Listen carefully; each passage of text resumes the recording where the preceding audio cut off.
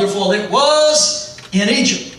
Back in that day with the fertile soil along the Nile River and plenty to eat, the Bible said they complained and said there in Egypt the pots were full of meat. You know, you've heard the politicians say, hey, if you elect me, there'll be 2 chickens in every pot.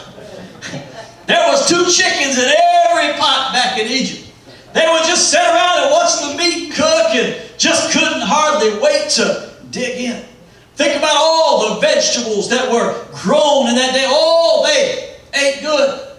But when they looked back, they didn't remember anything but the good stuff. You see, we need to have a point in our life when we don't look back on what we thought was the good old days. You know what? When I really look at the good old days, they really weren't so good. Amen? They look back. Just like Lot's wife in the Bible said that when they were rescued from Sodom and Gomorrah, the angel of the Lord said, don't look back. The Bible said they headed out. They were that family was the only one saved from the destruction that came. And what happened?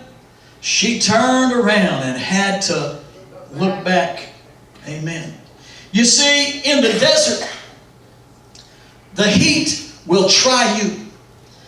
Have you noticed that when it's hot, listen, you let the air conditioning get out at your house, and you will find that everybody in the house wants to fight and fuss. Amen.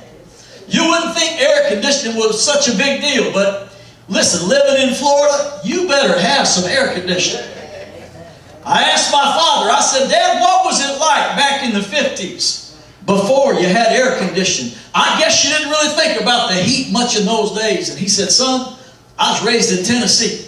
I was used to at nighttime the cool breezes coming in those mountains. And he said, I remember what it was like to be in Florida. And just when the windows open, it was so hot. He said, I'd lay in bed and sweat. And you see, it just makes people grumpy. It makes people tired and their nerves are just shot.